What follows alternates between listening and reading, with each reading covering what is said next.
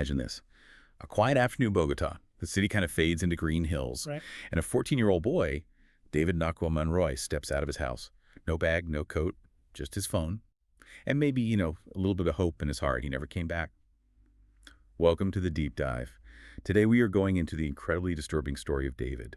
It's a case that, well, it completely rocked Colombia, and it raised some really tough questions about teenagers, betrayal, justice itself. Our source material for this deep dive is quite detailed. It really lays out the heartbreaking events. Yeah, and our aim here is to unpack that sequence of events carefully. We need to look at the chilling details of the crime and then talk about the aftermath, both legally and emotionally. What does a story like this really tell us about, well, the darker side of things, and how complex justice gets when kids are involved? Okay, so let's start with David himself. Who was he? Just 14.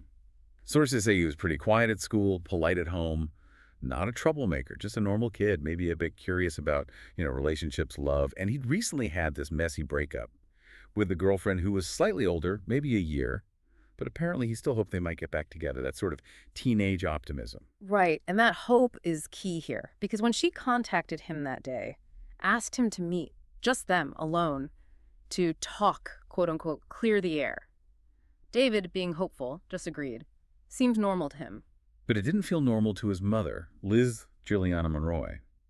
As the evening wore on, dread started to set in. His phone just rang and rang. Messages wouldn't go through. She started calling friends, neighbors. She just had this feeling, that gut feeling. This wasn't just him being late or acting out. The silence was too heavy. She went to the police the very next day, filed a report. And then 2 days later, the worst possible news? A body was found. The location itself. It paints a picture. Near the Don Juana landfill, it's known for scavenging dogs, really, not a place people go. Found by a polluted stream, kind of hidden under bushes, trash all around. Just awful. And it was David. Confirmation came. Devastating. He'd been stabbed multiple times. The wounds were described as, erratic but forceful. Yeah. But here's something chilling the police noted, right? The lack of defensive wounds.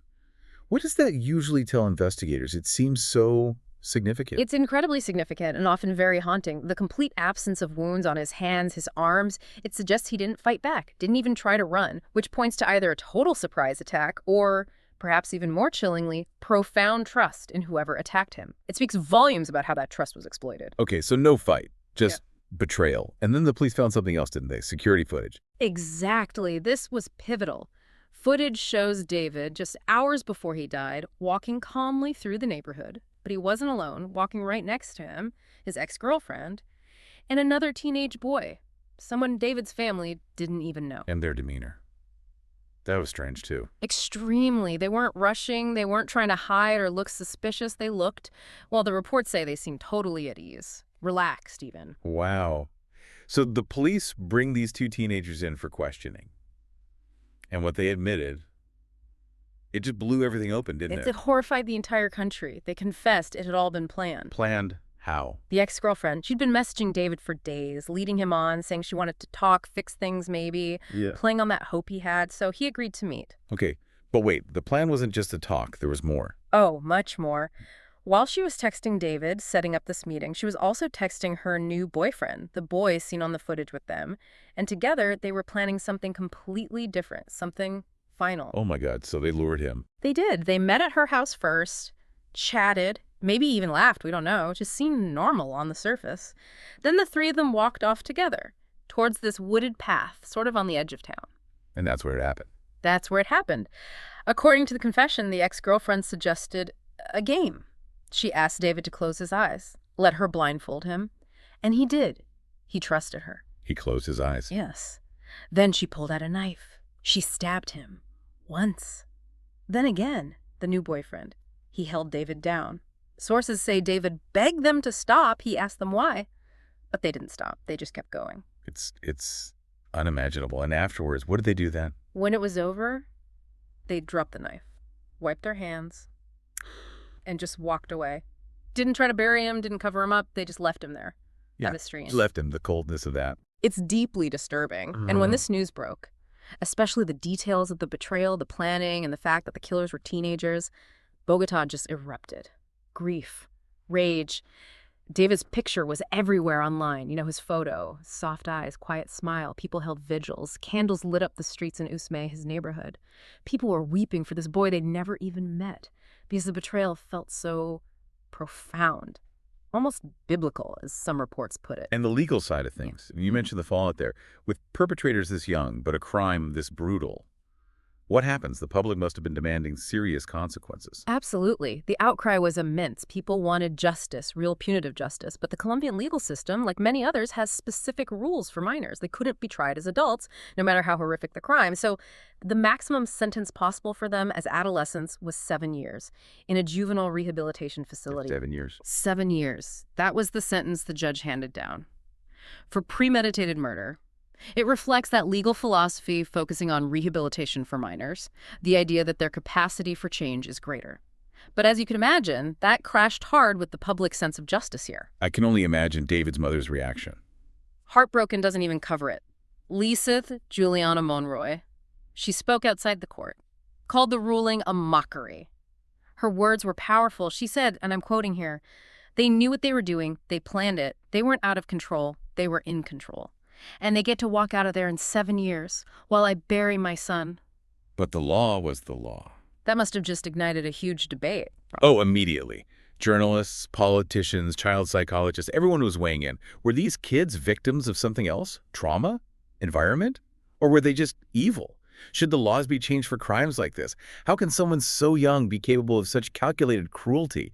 And how should the justice system even respond to that? There were just no easy answers, and certainly no answers that satisfied the public or the family. Looking back at everything, what is it about this case that sticks with you the most?